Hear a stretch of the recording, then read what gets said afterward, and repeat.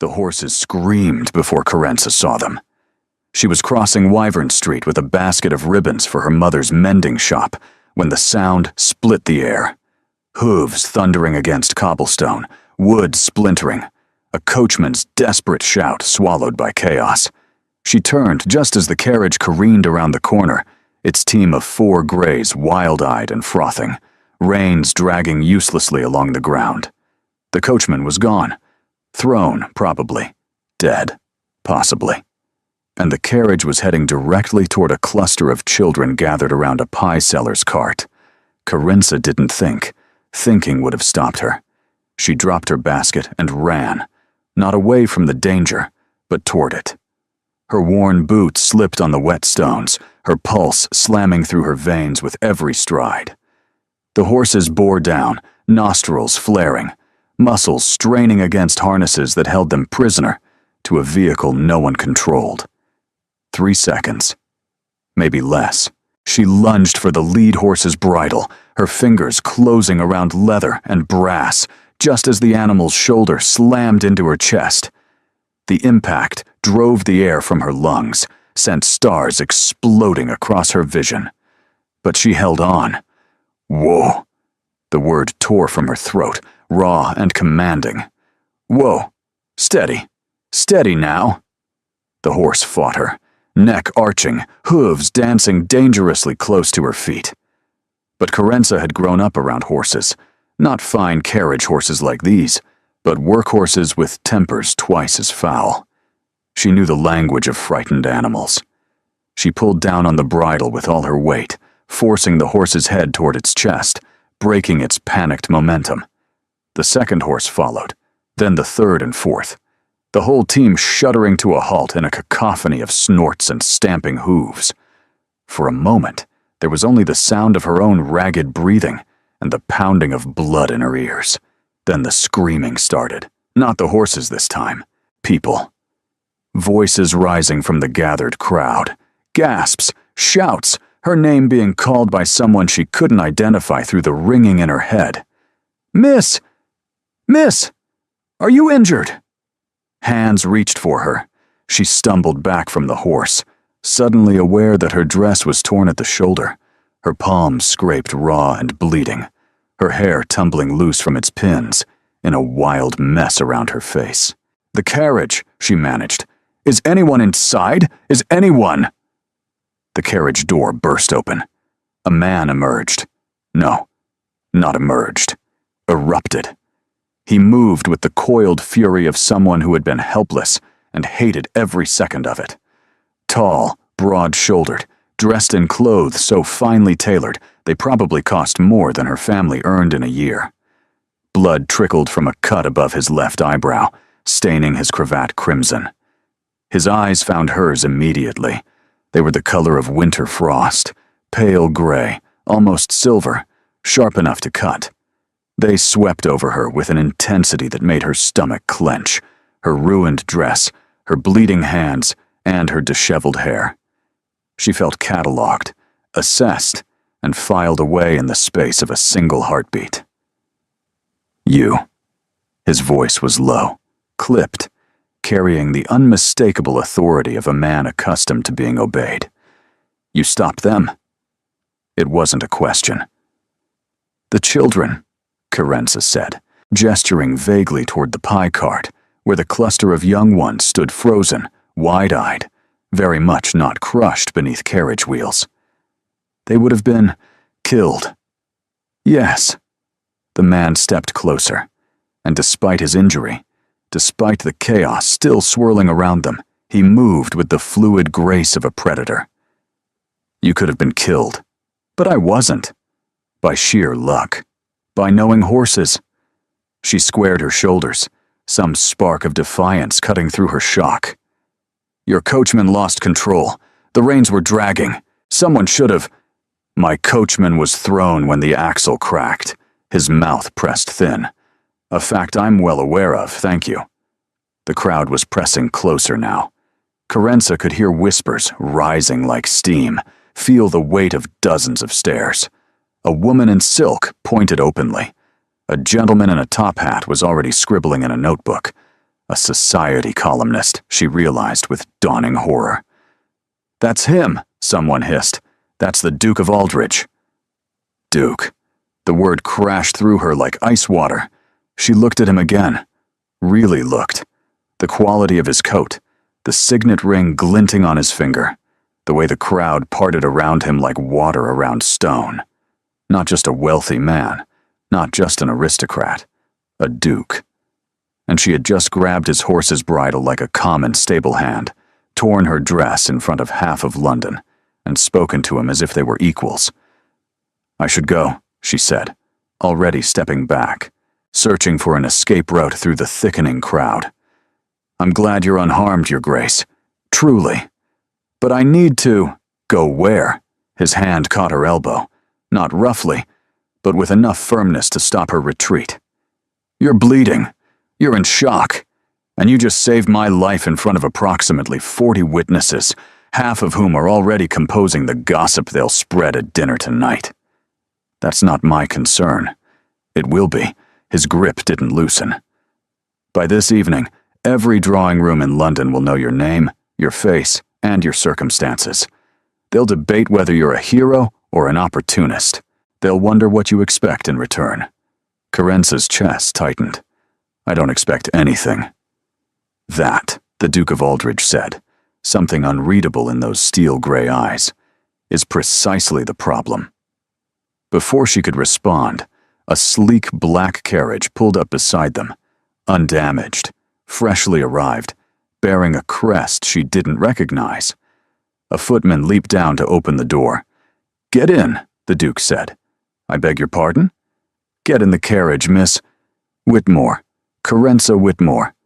Miss Whitmore." His voice softened by exactly 1 degree. "Please, let me at least see to your injuries. You've earned that much, whether you want it or not." Every instinct screamed at her to disappear into the crowd, to return to her mother's shop, to pretend this never happened. But his hand was still on her elbow. The crowd was still watching. And somewhere in the chaos, she'd lost her basket of ribbons. Ribbons they couldn't afford to replace. "Fine," she heard herself say. "But only until my hands are bandaged. Then I'm leaving." The Duke's expression didn't change, but something shifted behind his eyes. "Of course," he said smoothly. "Whatever you wish." He helped her into the carriage with unexpected gentleness, and as the door closed behind them, sealing them together in velvet-lined silence, Carenza realized with sinking certainty that leaving was going to be far more complicated than she'd imagined. The carriage interior smelled of leather and sandalwood, rich and foreign and suffocating. Carenza pressed herself against the seat, acutely aware of how out of place she looked, her torn dress, her bloodied palms, her hair hanging in tangled ropes around her shoulders. Across from her, the Duke of Aldridge sat with unnerving stillness. Blood still trickled from the cut on his brow, but he seemed entirely unconcerned with his own injury. His attention remained fixed on her, with the intensity of a man solving a puzzle. "Your hands," he said. "Show me." "They're fine. They're bleeding. Show me." It wasn't a request. Carenza bristled, but she extended her palms anyway, turning them upward so he could see the raw scrapes where the bridle had torn through her gloves and into skin. He leaned forward, and before she could pull back, he'd produced a handkerchief from his pocket, monogrammed, she noticed, with an elaborate A, and was wrapping it around her worst wound with surprising deftness. "You know horses," he said as he worked, "not just riding, handling. My father was a farrier before he died. I grew up in stables. That explains the technique. Not many people would think to force a panicked horse's head down. Not many people would be foolish enough to grab a runaway carriage team." His lips twitched. Not quite a smile, but close. No, they wouldn't. He finished bandaging her hand and sat back, but he didn't release her wrist immediately. His thumb rested against her pulse point, and she knew with mortifying certainty, that he could feel how fast her heart was racing. "Where were you going?" he asked, "before all this?" Home, to my mother's shop. She does mending and alterations near Crofter's Lane. Crofter's Lane. He repeated it without judgment, but she heard what he didn't say. A poor neighborhood, a working family, a world away from ducal carriages and society gossip. Yes, well, she pulled her hand free. Not all of us have estates to manage. No. His gaze didn't waver. Not all of you throw yourselves in front of runaway horses to save strangers either. The carriage slowed, then stopped. Carenza glanced out the window and felt her stomach drop. They were not at Crofter's Lane. They were before a house, no, a mansion, of cream-colored stone, with columns flanking a massive front door. Servants were already emerging, faces carefully blank, but eyes sharp with curiosity. "This isn't my home," she said, an edge of panic creeping into her voice. "No, it's mine. Aldridge House. You said you'd see to my injuries. I am. My physician is already being summoned. He'll ensure there's no lasting damage to your hands." The Duke was already rising, reaching for the carriage door. "You can leave after he examines you. You have my word." She didn't believe him. Something about the careful way he moved, the calculated precision of his words, told her that nothing about this was accidental.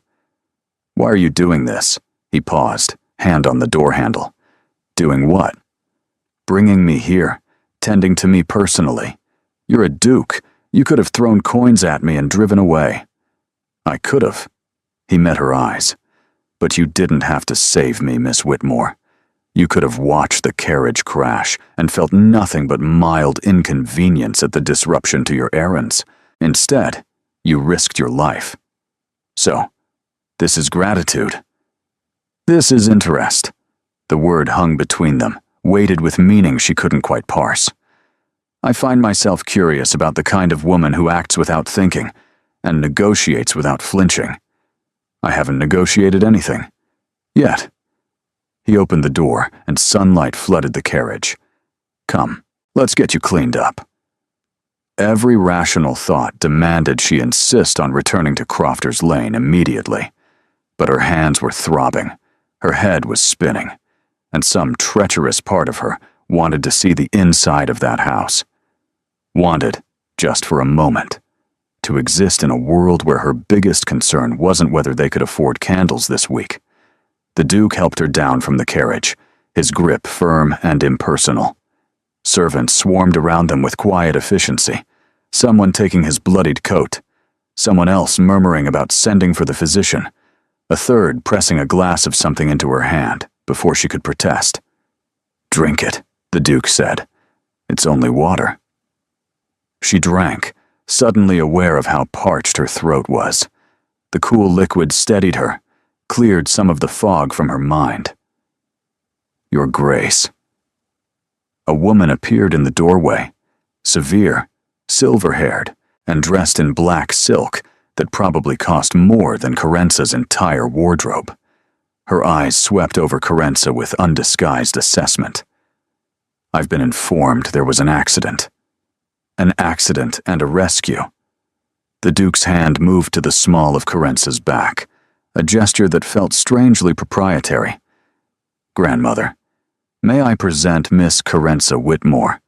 She saved my life this afternoon. Quite dramatically, I'm told."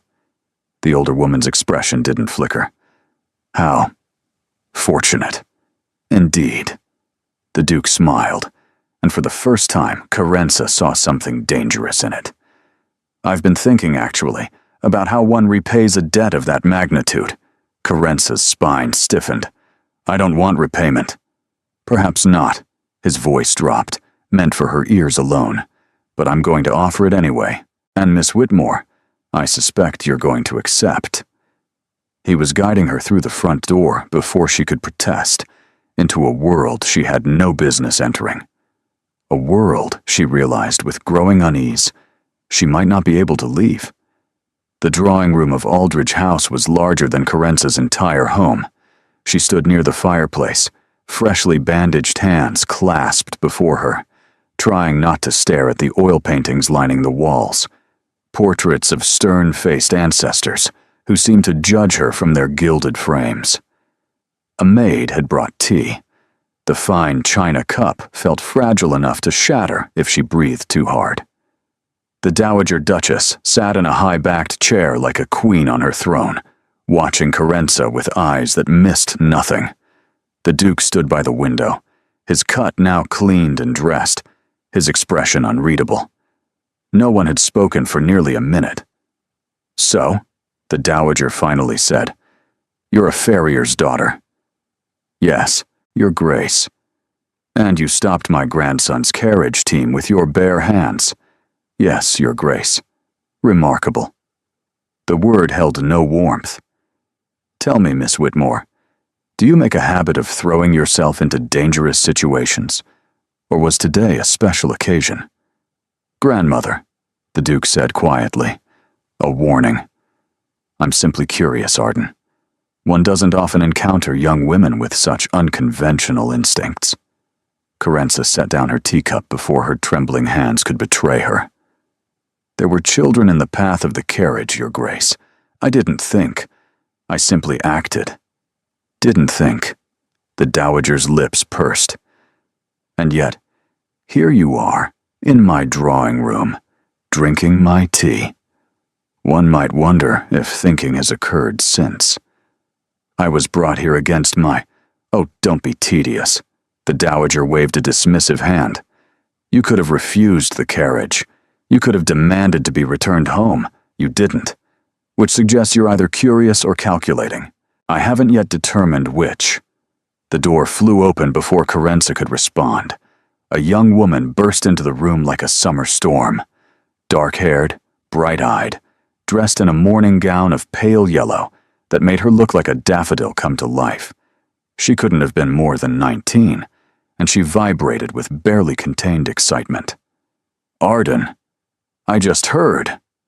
She flew across the room and threw her arms around the Duke, who accepted the embrace with long-suffering patience. "They said your carriage nearly crashed, that you could have been killed, that a woman saved you." She spun around, spotted Carenza, and gasped. You're her, the one who grabbed the horses." "Tamsin," the Duke said wearily. "Breathe." "I am breathing. I'm breathing, and I'm delighted." Tamsin crossed to Carenza and seized both her bandaged hands, then immediately released them with a wince of sympathy. "Oh, your poor hands. Are you all right?" "Of course you're all right. You're standing here. But are you really all right?" "I'm fine," Carenza managed, bewildered by the onslaught of warmth. "Truly. She's extraordinary is what she is." Tamsin turned to her brother with shining eyes. "Arden, do you understand what this means? She saved your life, in front of everyone. It's like something from a novel." "Life is not a novel, Tamsin," the Dowager said coolly. "Life should be a novel. Life should be exciting and romantic and full of unexpected heroes." Tamsin squeezed Carenza's arm. "You're staying for dinner, aren't you? Please say you're staying." "Miss Whitmore has a home to return to," the Dowager interjected. "A mother, I believe. A shop of some kind." "A mending shop," Carenza confirmed. "And yes, I really should. Actually." The Duke's voice cut through the chatter, silencing both his sister and grandmother. "Miss Whitmore, might I speak with you privately?" The Dowager's eyes narrowed. Tamsin's widened with intrigue. Carenza felt the ground shifting beneath her feet. "Whatever you have to say," the Dowager said, "can surely be said before family." "It cannot." The Duke moved toward the door, pausing to look back at Carenza. "Please, just a moment of your time. Then I'll have my driver return you wherever you wish to go." Curiosity, that dangerous, treacherous curiosity, held her captive. "Very well," she said. "One moment." He led her to a smaller room, a study, lined with books and smelling of ink and aged paper. He closed the door behind them, and the click of the latch sounded unnervingly final. I'll be direct, he said, turning to face her. I need your help. My help? She almost laughed. Your Grace, I meant dresses for pennies. I don't see how I could possibly. You could pretend to be my fiancé. The words landed like stones in still water. Carenza stared at him, certain she'd misheard. I'm sorry. I could what? Pretend to be my fiancé. He said it calmly, as if proposing a business arrangement rather than a complete upheaval of both their lives. For the remainder of the season, perhaps 3 months, no more. You're mad. Possibly. But I'm also desperate. He moved to his desk, leaning against it with his arms crossed. My grandmother has decided I must marry. She's selected a bride. Lady Seraphine Cartwright, daughter of the Earl of Dunmore. The match would be advantageous. It would also be utterly miserable. Then refuse her. I have. Repeatedly. She doesn't listen. A muscle ticked in his cheek. But you've given me an opportunity, Miss Whitmore. The whole of London just watched you save my life. By tonight, every gossip in the city will know your name. If I were to announce that the heroic Miss Whitmore had captured my heart, that I intended to court her properly, with marriage as my aim, even my grandmother couldn't argue. Carenza's head spun. You want to lie, to everyone. I want to buy time, to choose my own future instead of having it chosen for me. His gaze held hers, intense and unwavering. You'd live here as Tamsin's companion. You'd attend balls and dinners. You'd wear gowns finer than anything you've ever touched. And at the end of the season, we'd part amicably. You'd return to your life with enough money to keep your family comfortable for years. And my reputation? Protected. I give you my word. She wanted to refuse outright, but she thought of her mother, working until her fingers bled, of their cramped rooms above the shop, of the ribbons she'd lost, the ribbons they couldn't afford to replace. Why me? She whispered. You could find a dozen willing women of actual standing. Because you didn't hesitate. His voice softened. You saw danger, and you ran toward it. You're brave, Miss Whitmore. Foolishly, recklessly brave. And I find myself in need of exactly that kind of courage. She stood at the edge of a precipice, one step forward, and everything changed. If I agree, she said slowly, I have conditions. Surprise flickered across his face, or perhaps respect. Name them, he said. The Duke's eyebrow rose fractionally. Conditions. You're negotiating with me. You're asking me to upend my entire life for your convenience. Carenza straightened her spine, ignoring the way her bandaged hands throbbed. That warrants conditions. For a long moment he simply studied her.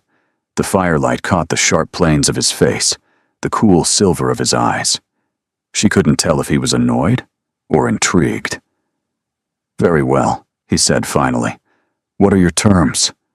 Carenza had been forming them since he'd first spoken, her mind racing even as her heartbeat stuttered.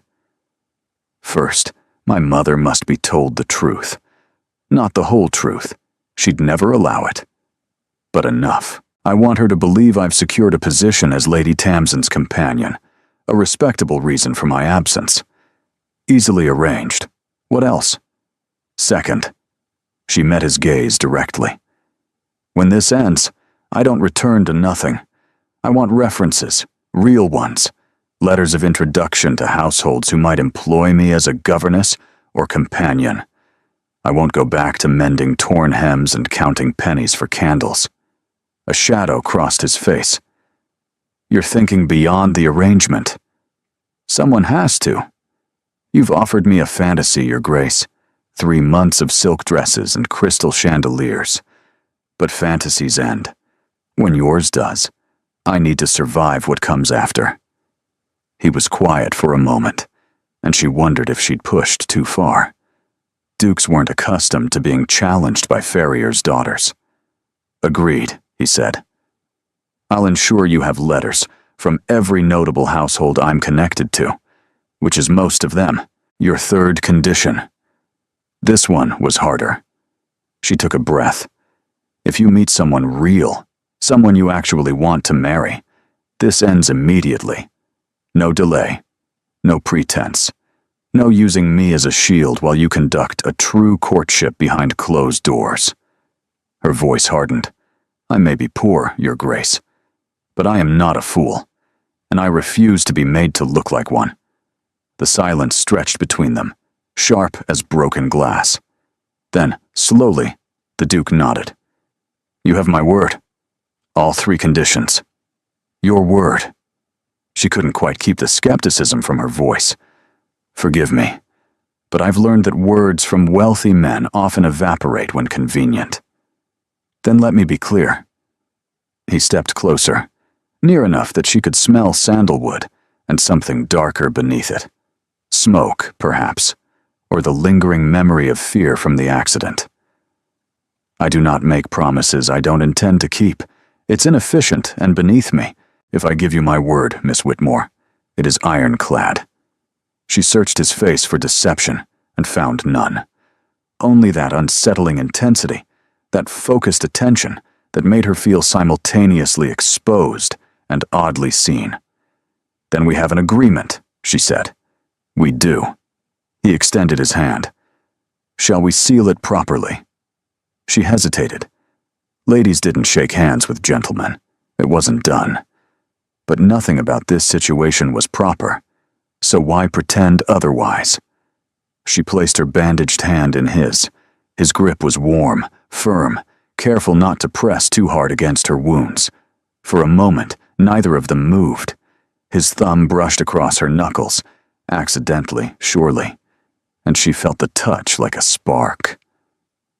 Welcome to Aldrich House, Miss Whitmore, he said quietly. I hope you don't come to regret this. So do I, she replied. For both our sakes. He released her hand just as the study door flew open. Tamsin stood in the doorway, practically bouncing on her heels. Well, what's happening?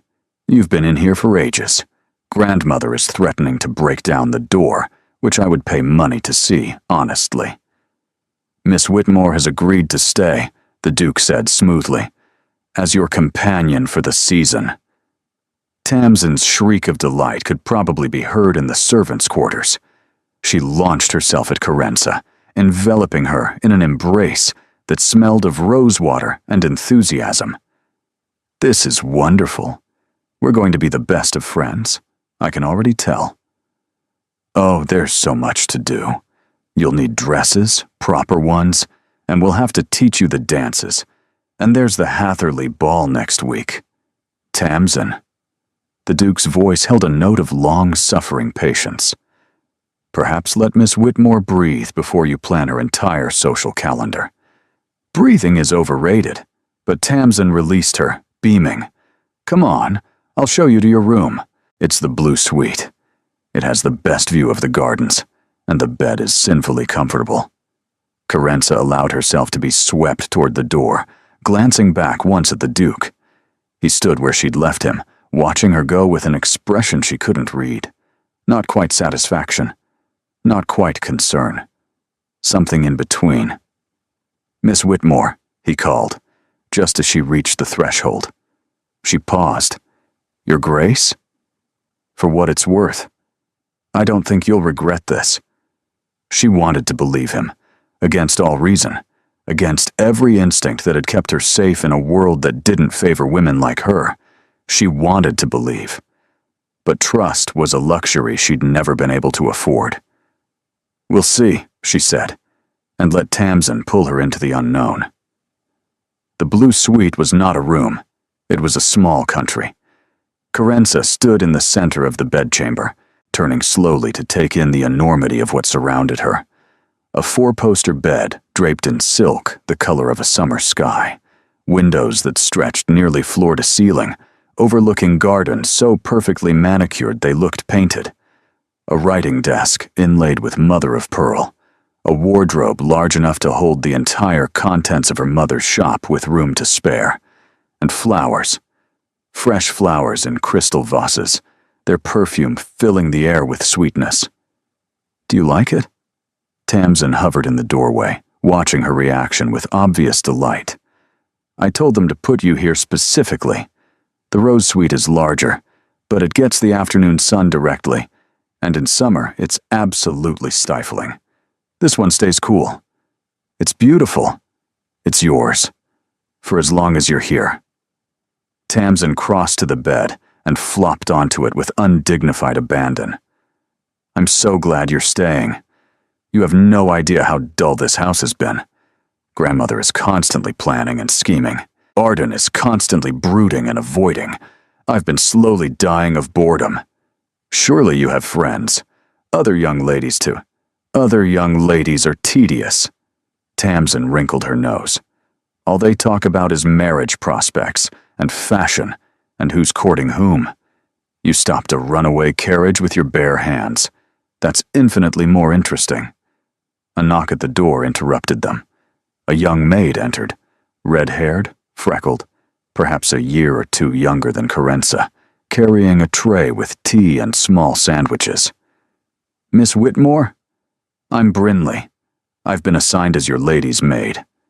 She bobbed a curtsy, her smile warm and genuine. I thought you might be hungry. It's been quite a day. Carenza's throat tightened unexpectedly. The gesture was so simple, so thoughtful, yet no one had brought her tea on a tray since she couldn't remember when. Thank you, Brinley. That's very kind. The maid set down the tray with careful precision. Lady Tamsin mentioned you'd need dresses. The modiste is being summoned for tomorrow morning. In the meantime, we found a few things that should fit. They belonged to the late Duchess, God rest her.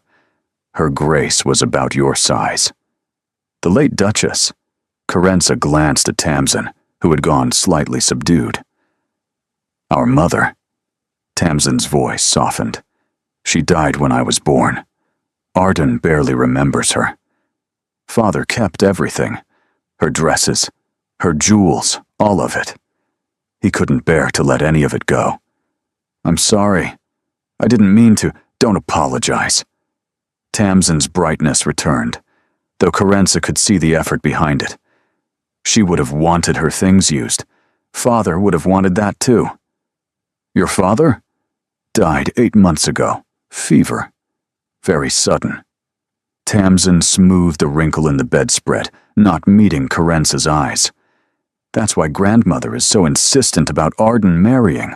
The title needs an heir, and Arden isn't getting any younger, and apparently I don't count because I'm merely a daughter. The bitterness in her voice was unmistakable. Carenza felt a pang of recognition, the frustration of being overlooked, of being deemed less valuable simply by accident of birth. I'm sorry, she said again, because what else could she say? Don't be. It's simply how the world works. Tamsin rose from the bed with renewed energy. But enough melancholy. You should rest. Tomorrow is going to be exhausting. Fittings, planning, probably a lecture from grandmother. You'll need your strength.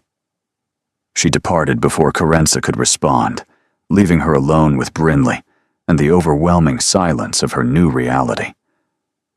Shall I help you undress, miss? Brinley asked. There's a nightgown laid out, and I can draw a bath if you'd like. I think I can manage, but thank you. Brinley nodded, unsurprised. Ring if you need anything, miss. I'm just down the hall. After she left, Carenza sank onto the edge of the bed, that impossibly soft, impossibly luxurious bed, and tried to steady her breathing. What had she done? This morning, she'd been carrying ribbons to her mother's shop, calculating whether they could afford meat this week or would have to make do with potatoes again. Now she sat in a duke's house, wearing a dead duchess's borrowed clothes, preparing to pretend to be engaged to a man she'd met mere hours ago. It was madness. Absolute, complete madness. And yet, she looked around the room again. The flowers, the silk, the sunlight streaming through those magnificent windows. For the first time in years, She wasn't worried about money, wasn't calculating pennies and skipped meals, wasn't lying awake wondering how they'd survive the winter. For 3 months, she could simply exist. The thought was terrifying, and intoxicating, and dangerous in ways she couldn't fully articulate. She thought of her mother, alone in their cramped rooms, probably worried sick by now. She needed to send word.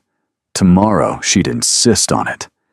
She thought of the Duke, Arden, his sister had called him, with his frost-colored eyes and his careful intensity. He'd looked at her like she was a problem to be solved, but also like she was something else, something he hadn't expected to find. She thought of Tamsin, all warmth and enthusiasm, masking grief she hadn't fully processed. She thought of the Dowager, cold and assessing, clearly unhappy about this arrangement. And she thought about Lady Seraphine Cartwright, the woman the Duke was supposed to marry, the woman Carenza was now standing in the way of. She hadn't even met Lady Seraphine yet, and already she dreaded it. Sleep, she told herself. Whatever tomorrow brings, you'll face it better rested. She changed into the borrowed nightgown, finer than anything she'd ever owned, and climbed into the impossible bed. The sheets were cool and smooth, the pillows soft as clouds. She should have felt comforted, safe, lucky. Instead, she lay awake for hours, staring at the ceiling and wondering what price she'd eventually pay for this borrowed dream. Morning arrived with pale light and quiet footsteps. Brinley appeared with tea and toast, helped Carenza into a borrowed morning dress of soft gray muslin, and arranged her hair in a simple but elegant style that made her look like someone she didn't quite recognize. "The Dowager has requested your presence in the morning room," Brinley said, her voice carefully neutral. "At your earliest convenience," which meant now, which meant immediately, which meant Carenza had approximately 3 minutes to prepare for battle. She found the morning room by following a footman through halls that seemed designed to intimidate. Vaulted ceilings, priceless artwork, carpet so thick her feet made no sound. The Dowager Duchess sat by a window, sunlight catching the silver in her hair, embroidery untouched in her lap. "Miss Whitmore." She didn't rise, didn't smile, didn't offer tea. "Close the door." Carenza obeyed, her pulse racing. "Sit." She sat. For a long moment, the Dowager simply looked at her. The examination was thorough, clinical, taking in the borrowed dress, the carefully arranged hair, the lingering scrapes on her palms. "My grandson tells me you've agreed to assist him in avoiding his responsibilities," the Dowager said finally. "He told me you were trying to force him into a marriage he doesn't want." "Ah." Emotion surfaced briefly in the older woman's eyes. "You're direct, either very brave or very foolish. I haven't decided which. Perhaps both, Your Grace." The Dowager's lips twitched, not quite a smile, but close. "Tell me about yourself, Miss Whitmore. The truth, this time, not whatever pretty story my grandson has concocted for public consumption." Carenza considered lying, considered deflecting, evading, protecting herself with half-truths and misdirection. But something in the Dowager's gaze told her it would be pointless. This woman had survived decades in a world that destroyed the weak. She would see through any deception instantly. So Carenza told the truth. She spoke of her father, the farrier who died when she was 12, leaving them with nothing but debts and a cramped room above a stable. Of her mother, who'd turned her skill with a needle into a mending business that barely kept them fed. Of years spent watching other girls her age married off while she patched their torn hems for pennies. Of dreams she'd buried so deep, she'd almost forgotten they existed. The Dowager listened without interruption. Her expression revealed nothing. When Carenza finally finished, silence hung between them like smoke. "So," the Dowager said flatly, "you're poor, gently bred, but poor. No connections, no fortune, and no prospects beyond whatever position you might secure as a governess. Yes, Your Grace. And my grandson offered you a fantasy, a few months of luxury in exchange for play acting as his potential bride. That's an accurate summary. The Dowager leaned forward. Let me tell you what will happen, Miss Whitmore. You'll spend the next few months at balls and parties, wearing beautiful dresses and dancing with lords. Arden will be attentive in public and distant in private, because that's who he is. Controlled, careful, and emotionally unavailable. You'll start to believe the fantasy. You'll start to hope that maybe, somehow, it could be real. Carence's chest constricted, but she kept her voice steady. I'm not naive enough to confuse performance with reality. Everyone is that naive when the performance is good enough. The Dowager stood, moving to the window. My concern is not for you, girl. You'll survive. You're clever and adaptable, and Tamsin will ensure you land on your feet. My concern is for Arden. That was not what Carence expected. Your Grace, my son died 8 months ago. The Dowager's voice held no emotion, but her knuckles were white where they gripped the window frame. A sudden illness. Arden was in Scotland on estate business. He didn't make it back in time to say goodbye. He's been somewhere else ever since, performing his duties, managing the estates, attending Parliament. But not here. Not really here. Carenza didn't know what to say. I want him to marry, the Dowager continued. Not because it's his duty, though it is. Not because he needs an heir, though he does. I want him to marry because I want him to live again, to feel something beyond duty and grief.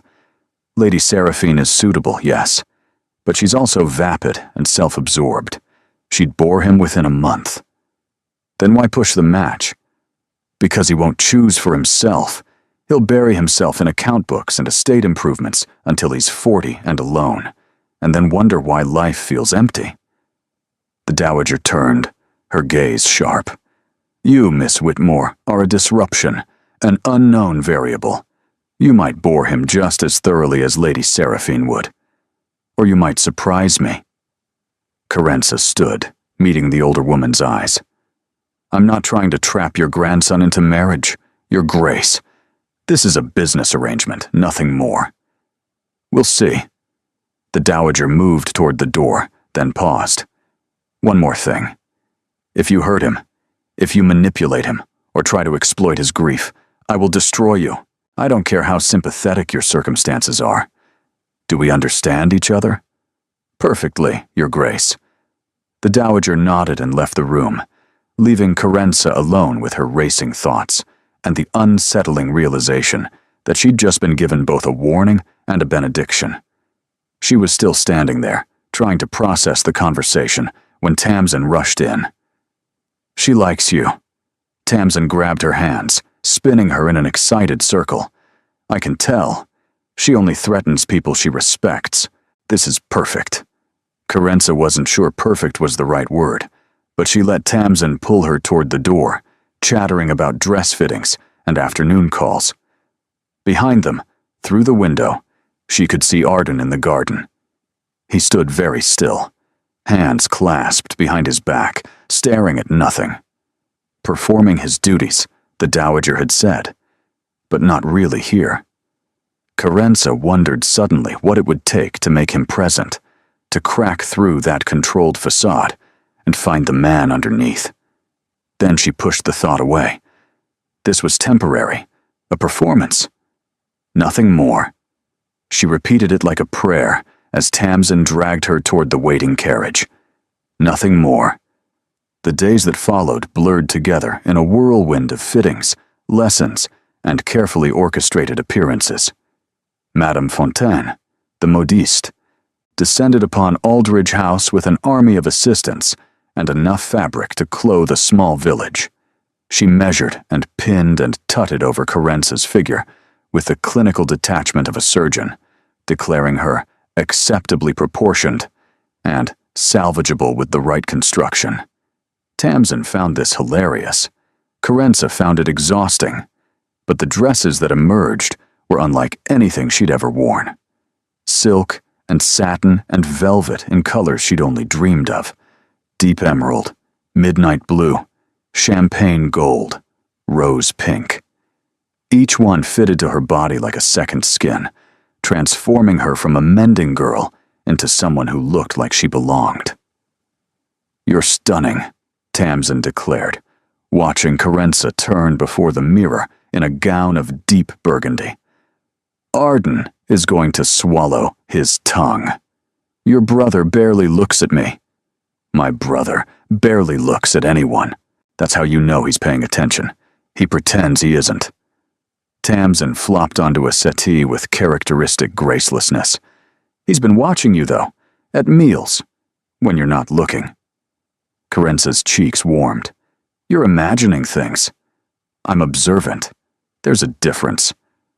The dancing lessons were worse than the fittings. A stern Frenchwoman named Madame Arquette drilled Carenza on waltzes, quadrilles, and country dances until her feet ached and her head spun with counts and patterns. "No, no, no!" Madame Arquette would cry, rapping her cane against the floor. "You move like a cart horse. Lighter, lighter." But slowly, painfully, Carenza improved. Her body learned the rhythms, her feet found the steps, and when she finally completed an entire waltz without stumbling, Madame Arquette gave her the highest possible praise. Acceptable. Through it all, the Duke remained distant. He appeared at meals, perfectly polite and perfectly remote. He inquired about her lessons with formal courtesy. He approved her wardrobe choices with brief nods. But he never lingered, never sought her company, never looked at her the way Tamsin claimed. Until the fifth evening, Carenza had escaped to the library after dinner, seeking refuge among the books. She'd discovered it on her second day. A vast room lined floor to ceiling with leather-bound volumes, smelling of paper and age, and something indefinably comforting. It had become her sanctuary.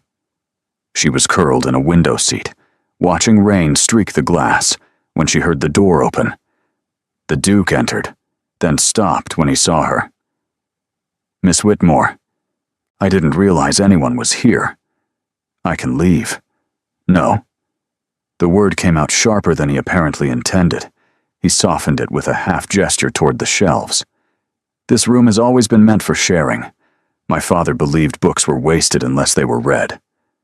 "Your father sounds like a wise man." "He was." Arden moved to a shelf near the fireplace, running his fingers along the spines with familiar ease. "This was his favorite room. He spent hours here, reading to Tamsin and me when we were children. Philosophy, poetry, adventure stories. Anything he thought might spark our imaginations." Carenza set down her own book. "What was he like? Your father?" The Duke was quiet for a moment. When he spoke, his voice had lost some of its careful control. Warm, passionate. He felt everything deeply. Joy, sorrow, anger, love. "My grandmother used to say he had no armor, that he walked through the world with his heart exposed." He pulled down a slim volume, turning it over in his hands. She meant it as a criticism. He considered it a compliment. "And you?" "I'm nothing like him." The words were flat, final. "I learned early that feeling things deeply was dangerous. It makes you vulnerable. It gives others power over you." "That sounds lonely." His eyes met hers, and for a moment, the careful mask slipped. She saw the grief underneath, raw and deep and barely contained. "It is." They stood in silence, the rain pattering against the windows, the fire crackling in the hearth. Then Arden crossed to her, holding out the book in his hands. "For you," he said. "I noticed you've been reading poetry. Tennyson, mostly. This is different. Meredith, less famous, but I think you might appreciate him." Carenza took the book carefully.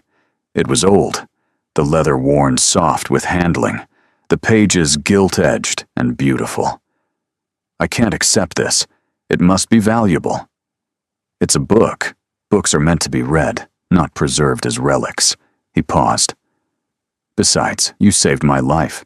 A volume of poetry seems inadequate compensation, but it's a start. She opened the cover and found an inscription on the first page, written in a careful hand. To Arden, on your 16th birthday.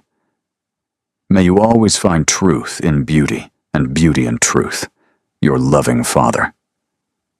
This was a gift from your father, she said softly. You can't give this away. I'm not giving it away. I'm lending it to someone who will appreciate it. His voice gentled. He would have liked you, I think. You have the same quality he admired. That willingness to charge headlong into danger without counting the cost. That's recklessness, not courage. Sometimes they're the same thing. She looked up at him, really looked, and saw something she hadn't noticed before. Beneath the control, beneath the distance, there was warmth, a capacity for feeling that he kept locked away, afraid of what it might cost him. Thank you, she said, for the book, and for this. For what? For letting me see you, even just a little. His gaze softened, surprise evident in the slight parting of his lips. For a moment, she thought he might say something else, something important. Instead, he stepped back, composure sliding back into place. Good night, Miss Whitmore. Enjoy the poetry. He left before she could respond, but he paused at the door, glancing back at her one last time. And in that glance, she saw what Tamsin had noticed, what she'd been too busy surviving to recognize. He was watching her, and she was beginning to understand why. The next few days brought more lessons, more fittings, and, increasingly, more stolen moments. They met in the library each evening, ostensibly by accident. They discussed books, poetry, and philosophy. He told her about his father's death, the sudden illness, the frantic ride from Scotland, the arrival hours too late. She told him about her own father, the way his absence had shaped everything that followed. They didn't touch. They barely stood close enough to feel each other's warmth, but something was building between them, a current, an awareness, a pull that grew stronger with each conversation. The Hatherley ball is tomorrow, Arden said one evening, breaking a comfortable silence. Our first public appearance as an engaged couple. Pretending to be engaged, Carenza corrected. Of course. But his eyes lingered on her face. You'll dance the first waltz with me, and the supper dance. Beyond that, you're free to enjoy yourself. What about Lady Seraphine? His expression cooled. She'll be there, with her mother. They're persistent. Should I be worried? About Seraphine? He considered. She's not cruel, exactly, but she's been raised to believe she deserves what she wants, and she's decided she wants to be a duchess. That's not an answer. No. He met her eyes. Just be yourself, Miss Whitmore. That's enough. It wasn't a compliment exactly, but it felt like one. And as she lay awake that night, the borrowed book of poetry pressed against her chest, Carenza realized something terrifying. She wasn't pretending anymore. The feeling stirring inside her, the flutter when he entered a room, the ache when he left, the desperate desire to crack through his careful control and find the man underneath. Those were real. This was supposed to be an arrangement, a transaction, a temporary escape from a life she'd never chosen. But somewhere along the way, it had become something else, something dangerous, something that would hurt far worse when it ended. The Hatherley ball was a glittering spectacle of silk, candlelight, and barely concealed judgment. Carenza descended the grand staircase on Arden's arm, wearing a gown of deep sapphire that Madame Fontaine had pronounced her masterpiece. Her hair was swept up in an elaborate arrangement, threaded with tiny crystals that caught the light like scattered stars. She looked, Tamsin had declared, like a dream given form. She felt like a fraud preparing for execution. "Breathe," Arden murmured as they approached the ballroom doors. "You belong here tonight." "I don't." "Then pretend you do. You're good at pretending." The doors opened, and they were announced. "The Duke of Aldridge and Miss Carenza Whitmore." Every head turned. Every conversation paused. Every eye in the room fixed upon them with hungry curiosity. Carenza lifted her chin and walked forward, as if she'd been doing this her entire life.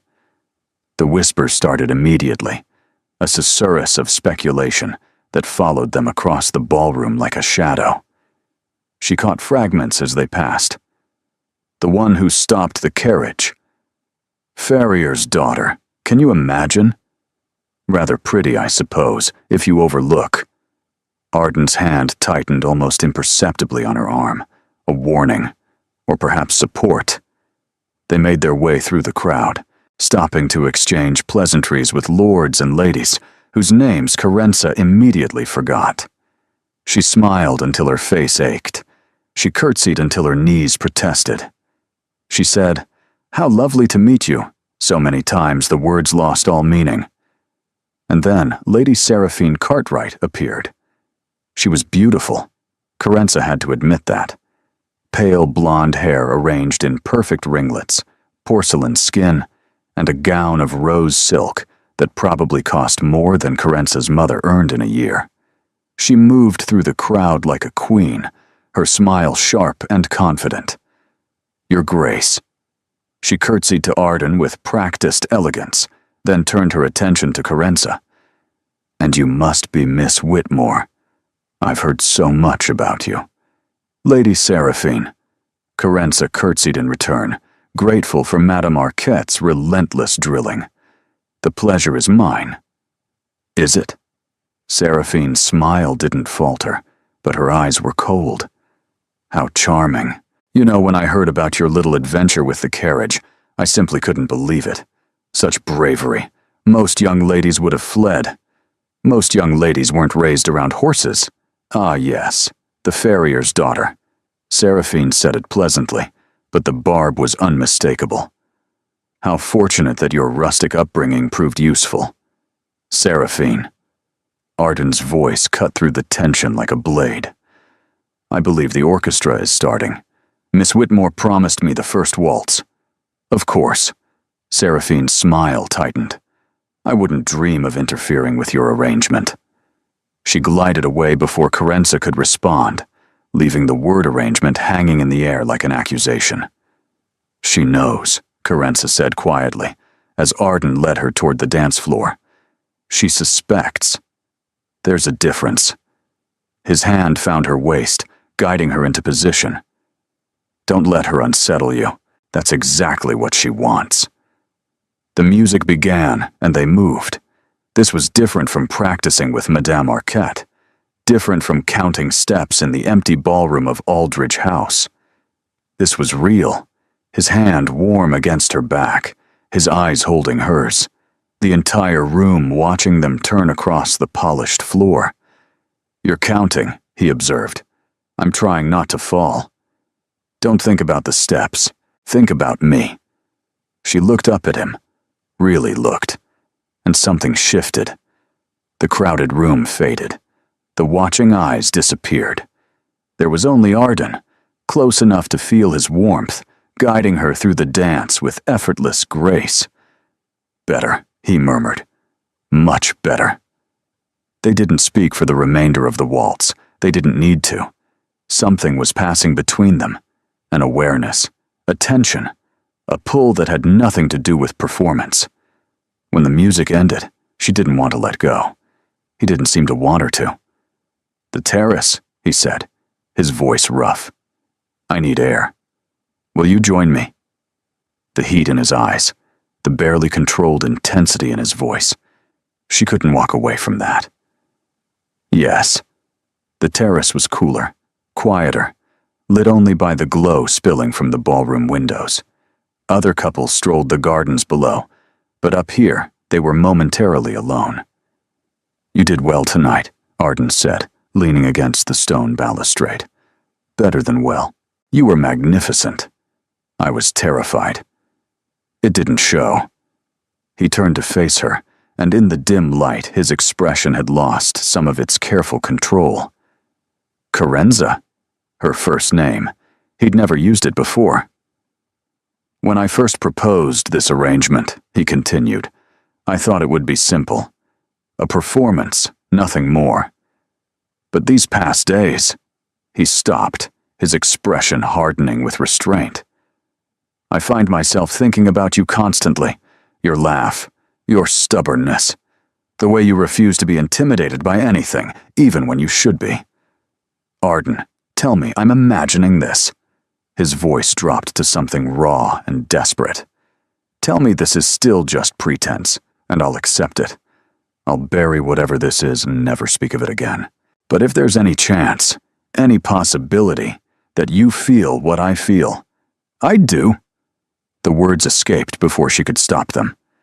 "I've been trying not to, but I do." He moved toward her, and she thought, hoped, feared that he was going to kiss her. Well. The voice came from the doorway. Lady Seraphine stood there, silhouetted against the ballroom light, her smile triumphant. "This is Cozy, the Duke of Aldrich, and his little farrier's daughter, hiding on terraces. People will talk." "Let them." Arden's voice was ice. "Oh, I intend to." Seraphine stepped closer, her eyes fixed on Carenza. "Did you really think no one would notice? A nobody appearing out of nowhere, suddenly engaged to one of the most eligible men in England? It's obvious what you are." "And what am I?" "A fortune hunter, a schemer, a desperate girl who saw an opportunity and seized it." Seraphine's smile sharpened. "But schemes unravel, Miss Whitmore, and when this one does, when everyone sees you for what you truly are, I'll be there to comfort his grace through his disappointment." She returned to the ballroom before either of them could respond. Carenza's hands were shaking. "She's going to destroy me." "She's going to try." Arden's hand closed over hers, steadying. "But she won't succeed. I won't let her. You might not have a choice. There's always a choice." He lifted her hand to his lips, pressing a kiss against her knuckles. "Trust me, Carenza. Whatever comes next, we face it together." She wanted to believe him, desperately, foolishly, completely. But as they returned to the ballroom, as she endured the remaining hours of sidelong glances and whispered speculation, she couldn't shake the feeling that something had been set in motion. Something that would break them both before it was through. The days following the Hatherley ball were a siege. Seraphine hadn't been idle. Rumors spread through London like wildfire, each one more damaging than the last. Miss Whitmore was a fraud, a manipulator, a girl with loose morals who had seduced the grieving Duke. The story of the carriage rescue was exaggerated, perhaps even fabricated. She was unworthy of his attention, his home, his name. Carenza saw the effects everywhere. The looks that had been curious were now hostile. Ladies who had been polite now turned their backs. Invitations to Aldrich House dried up. Even the servants whispered when they thought she couldn't hear. And through it all, the dowager watched with cold, assessing eyes. "You must respond," Tamsin urged, after a particularly brutal morning of stares and snubs during a promenade in Hyde Park. "Say something. Defend yourself." "What defense do I have?" Carenza's voice was hollow. "Everything she's saying is true. I am a farrier's daughter. I did appear out of nowhere. This is an arrangement." "But you love him. That's not pretense." Love. The word landed like a blow. Did she love him? She'd been so careful not to name the feeling, as if refusing to acknowledge it might keep it contained. But Tamsin's casual certainty cracked something open, and the truth came flooding through. Yes, she loved him, and it was going to destroy her. That evening, the dowager summoned her to the morning room. "Sit," the older woman commanded. "No pleasantries. no pretense of warmth. Carenza sat. "I warned you," the Dowager said, her voice like winter. "I told you this would happen. A girl of your station, thrust into our world. Did you really think society would accept you without consequence? I knew there would be challenges." "Challenges," the Dowager laughed, though there was no humor in it. "You've become a liability. Every whisper about you reflects on this family, on Arden, on Tamsin, on 400 years of Aldridge reputation. I never asked for this. No, you simply seized an opportunity when it presented itself." The Dowager's eyes were pitiless. "And now you must decide whether you love my grandson enough to let him go." The words hit like a physical blow. "What are you saying?" "I'm saying that Lady Seraphine has offered a solution. If you disappear quietly, return to your mother's shop, claim the engagement was a misunderstanding. She's agreed to cease her campaign. The rumors will fade. Arden's reputation will recover. He can marry someone suitable and forget this unfortunate episode ever occurred. You want me to leave? I want what's best for this family." The Dowager's voice softened fractionally. "And I'm asking you to consider whether staying is truly what's best for him." Carenza wanted to argue, wanted to fight, wanted to declare that love was enough, that they could weather any storm together. But she thought of Arden's face during the ball, the way the whispers had followed him, the strain in his shoulders, the tension in his posture. She was hurting him simply by existing. "I'll go," she heard herself say, "tonight, before he can try to stop me." The Dowager's expression flickered, something that might have been regret, quickly suppressed. "You're making the right choice." "Am I?" Carenza stood, her legs unsteady. "Or am I simply making your choice?" She didn't wait for an answer. Packing took less than an hour. She left the beautiful dresses, the crystals, the accessories. She kept only the gray muslin she'd arrived in, and the book of poetry Arden had given her, the one inscribed by his father. She wrote 2 letters, one to Tamsin, brief and apologetic, one to Arden. The second letter took 7 attempts. "Your Grace, by the time you read this, I'll be gone. Please don't try to find me. What we shared was real, at least for me. But reality isn't enough when the world is determined to destroy it. You have responsibilities, obligations, a future I could never fit into. I refuse to be the anchor that drags you under. Marry someone worthy of you. Be happy, even if it's not with me. Thank you for letting me see you, even just a little. I'll carry that gift forever. Yours in gratitude, Carenza." She sealed the letter and left it on her writing desk. The carriage she'd arranged was waiting at the servants' entrance. A shabby hired vehicle, nothing like the sleek equipages of Aldridge House. She climbed inside without looking back. The journey to Crofter's Lane took less than an hour, but it felt like crossing between worlds. The grand houses gave way to modest shops, then cramped tenements, then the familiar narrow street where her mother's mending shop crouched beneath a faded sign. Home. It should have felt like refuge. Instead, it felt like a cage she'd briefly escaped, only to be locked inside once more. Her mother met her at the door, eyes wide with surprise and concern. "Carenza, what are you doing here? What's happened?" "It's over," Carenza said, and burst into tears. 3 days passed in a gray blur of mending and misery. Carenza fell back into her old routines, stitching torn hems, replacing buttons, letting out seams for women whose lives hadn't exploded into chaos. Her mother asked gentle questions that Carenza deflected with half-truths. The neighbors whispered, but they'd always whispered. Nothing had changed. Everything had changed. She thought about Arden constantly. His voice, his rare smiles, the way he'd looked at her on the terrace, like she was something precious. She imagined him reading her letter, his expression going cold and distant. She imagined him moving on, marrying Seraphine, and forgetting her entirely. Each imagining was a small death. On the fourth day, her mother sat her down at the cramped kitchen table. Enough. Carenza looked up from the shirt she was mending. Enough what? Enough hiding. Enough pretending you're fine when anyone with eyes can see you're broken. Her mother's voice was gentle but firm. Tell me what happened. Really happened. So Carenza told her. Everything. The carriage. The Duke. The arrangement. The growing feelings she'd tried so hard to suppress. The ball. Seraphine's cruelty. The Dowager's ultimatum. The choice she'd made because she thought it was right.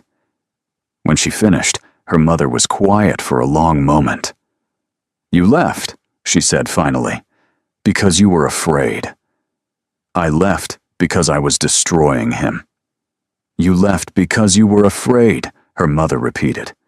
Afraid that you weren't enough, that he'd eventually realize his mistake, that the world's judgment was more powerful than his love. It is. You didn't see how they looked at me. I've seen how the world looks at women like us my whole life. Her mother's hand covered hers. But I've also seen something else. I've seen your father choose me over his family's objections. I've seen love survive poverty and loss, and every obstacle life could throw at it. Father's family wasn't the aristocracy. No, but they thought we weren't worthy, just as these fine lords and ladies think you're not worthy. Her mother's eyes were fierce. They were wrong then. They're wrong now. It doesn't matter. It's over. Is it? Her mother stood, moving to the window. A man doesn't give a woman his father's books unless she matters to him. A man doesn't look at a woman the way you described unless he loves her. Even if he does, love isn't enough. Love is everything. Her mother turned back to face her. I watched you come home from that house, Carenza. I saw your face. You're not heartbroken because you lost a position or an opportunity. You're heartbroken because you lost him, and if you let fear keep you from fighting for that, you'll regret it for the rest of your life. Carenza wanted to argue, but her mother's words struck something deep, a truth she'd been running from since the moment she fled Aldridge House. She hadn't left because it was right. She'd left because she was terrified. A knock sounded at the door. Her mother answered it and stepped back, surprise flickering across her face. Piers Wyndham stood on the threshold, a well-dressed man with sharp eyes and an unreadable expression. Carenza had seen him at Aldridge House, hovering on the edges, handling quiet arrangements for the Duke. Miss Whitmore. He held out a sealed letter. From His Grace. He asked me to deliver it personally. Carenza's breath caught. He also asked me to tell you something. Piers met her eyes. He said, I'm not giving up. Come back, please. She took the letter with trembling hands, and somewhere beneath the fear, hope flickered back to life. The letter was brief. 3 sentences. The Dowager had no authority to send you away. I never agreed to let you go. Come home. Not to Aldridge House, not to their arrangement. Home. The word broke something inside her, or perhaps rebuilt something that had been shattered. Go, her mother said softly. Fight for him. What if I'm not enough? Then at least you'll know you tried. Her mother kissed her forehead. But darling, I think you're more than enough. You just need to believe it. The journey back to Mayfair felt endless. Piers had brought a carriage, a proper one this time, with the Aldridge crest on the door. The servants would have seen it arrive at Crofters Lane. The neighbors would gossip for weeks. Carenza didn't care. When she arrived at Aldridge House, she didn't wait for the footman to announce her. She moved through the doors, past the startled servants, heading directly for the library, the place where everything between them had truly begun. He was there. Standing by the window, staring out at the gardens, his posture rigid with tension. He turned when he heard the door, and the look on his face, hope and fear and desperate longing, stole her breath. "You came back. You asked me to." She stopped a few feet away, trembling. "Your letter." "Forget the letter." He crossed to her in 3 strides, stopping just short of touching her. "Tell me why you left. The real reason." "Because your grandmother said. My grandmother had no right." His voice was rough with barely controlled emotion. "She acted without my knowledge or consent. When I found your letter, when I realized what she'd done..." He broke off, jaw working. "I nearly tore this house apart." "She was protecting you. Protecting your reputation. I don't care about my reputation." He stepped closer, near enough that she could feel the heat of him. "I care about you. Only you. Arden. Let me finish." His hands rose to cup her face, gentle despite the intensity in his eyes. "When my father died, I shut myself away. I built walls so high nothing could touch me. Not grief, not joy, not love. I thought if I didn't feel anything, I couldn't be hurt. That sounds exhausting." It was. And then you appeared. His thumb traced her cheekbone. "You charged into a runaway carriage and my carefully controlled world, and you demolished every wall I'd built. You made me feel things I'd sworn never to feel again. I didn't mean to. I know. That's what makes it real." He rested his forehead against hers, breathing unsteadily. "I love you, Carenza. Not because you saved my life. Not because of any arrangement. I love you because you're brave and stubborn and brilliant. And when I'm with you, I remember what it feels like to be alive." Her eyes burned with tears. "I love you too. I tried not to. I told myself it was foolish and dangerous and doomed. It's all of those things." He smiled, that rare, genuine smile that transformed his entire face. "But I don't care. I'd rather have one moment of loving you than a lifetime of safe emptiness." He kissed her. It wasn't gentle. It was desperate, hungry, a kiss that contained everything they'd both been holding back. She clung to him, tears streaming down her face, feeling something inside her click into place like a key turning in a lock. When they finally broke apart, both breathless, the library door opened. The dowager stood in the threshold, Tamsin hovering behind her. The older woman's expression was unreadable as she took in the scene, her grandson and the farrier's daughter wrapped in each other's arms. "So," she said, "you came back." Carenza stepped away from Arden, but he caught her hand before she could retreat. "She came back," he said evenly, "and she's staying, unless you'd like to try removing her again." "Arden." "No." His voice hardened. "You overstepped, grandmother. You had no right to drive her away. I was protecting this family. You were protecting tradition, expectation, the opinions of people who don't matter." He pulled Carenza closer. "This woman saved my life. More than that, she gave me a reason to live it. I won't lose her again." The dowager's gaze shifted to Carenza. "And you? Are you prepared for what this means? The scrutiny, the judgment, the endless battle to prove yourself worthy? I've been proving myself my whole life." Carenza met her gaze directly. "I don't intend to stop now." Silence stretched between them. Then, impossibly, the dowager smiled. "Good." She turned to her grandson. "If you're going to defy me, at least you've chosen someone with spine." She moved toward the door, pausing at the threshold. "The Stanmore ball is tomorrow evening. I suggest you announce the engagement properly this time. With my blessing." She disappeared, leaving stunned silence in her wake. "Did she just..." Carenza started. "Accept you, apparently." Arden laughed, a sound of pure relief. "I told you, you're extraordinary." Tamsin flew across the room and embraced them both. "Finally," she declared. "Now, Can we please plan a wedding?" The Stanmore Ball was the most anticipated event of the season, and now, thanks to whispers that spread faster than wildfire, it would be the scene of the Duke of Aldridge's official engagement announcement. Carenza stood at the top of the grand staircase, wearing a gown of liquid gold that caught the candlelight like captured sunshine. Madame Fontaine had outdone herself. The dress was magnificent, but more than that, it was armor. "Ready?" Arden asked, offering his arm. "Terrified," she admitted. "Good. Terror means you're paying attention," he smiled down at her. "But this time, we're terrified together." They descended the stairs as a murmur rippled through the assembled crowd. Lady Seraphine was there, her face pale with fury. The Dowager stood near the refreshment table, watching with sharp eyes. Tamsin bounced on her heels near the orchestra, barely containing her excitement.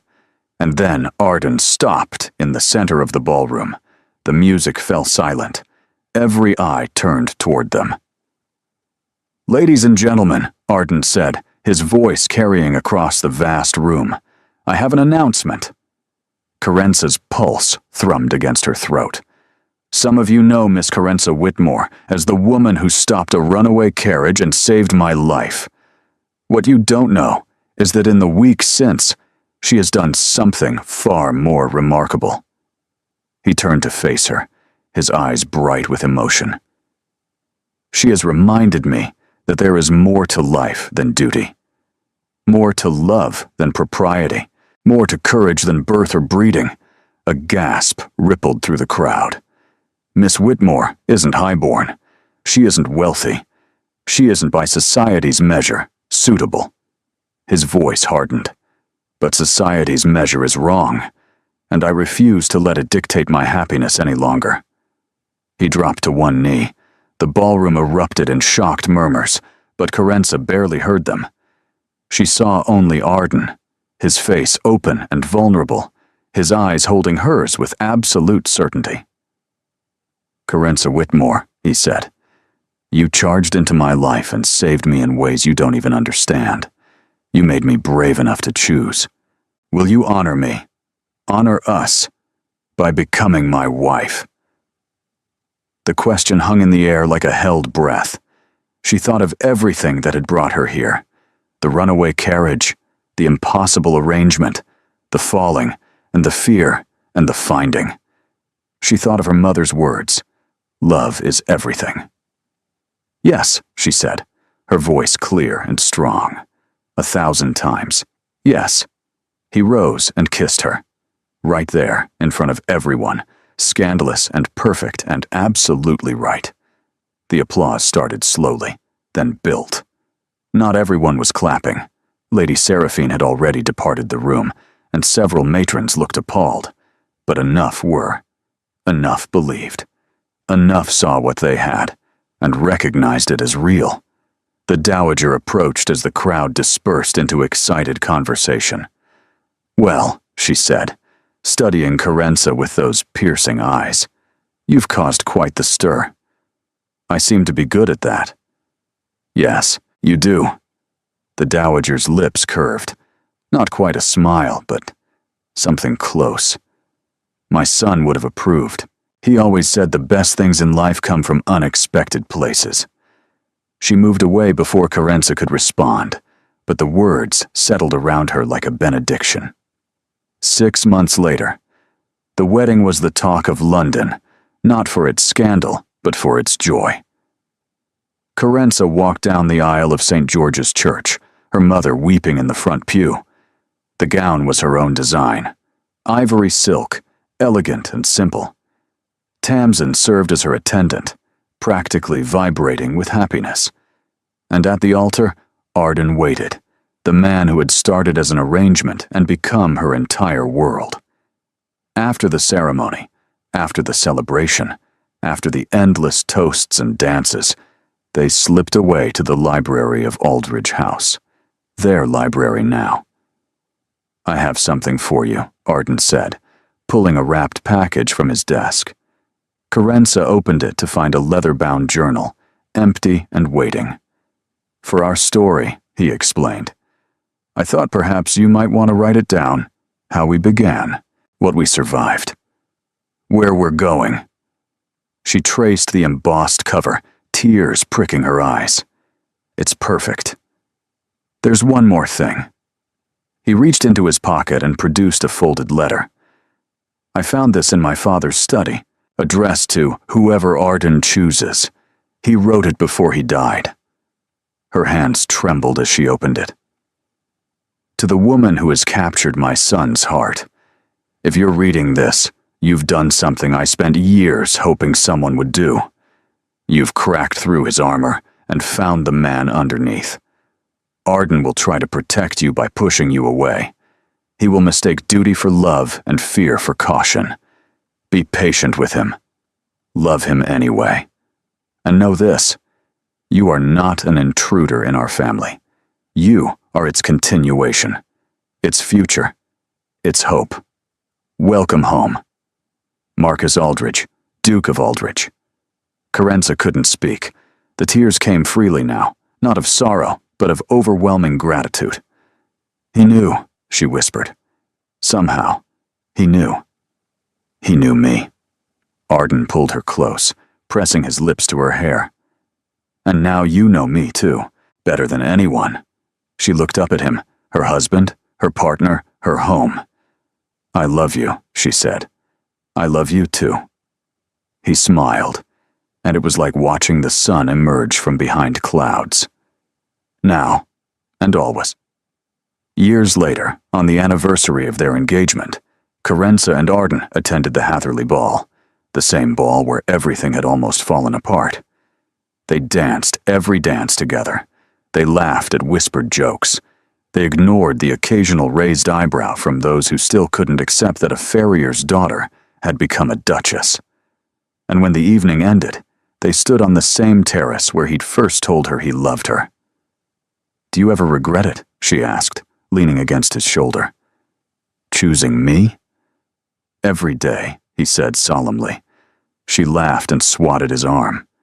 I regret every day that passed before I found you, he continued, pulling her close, but not a single moment since. She kissed him then, soft and sweet and full of everything they'd built together. And somewhere, she was certain, his father smiled.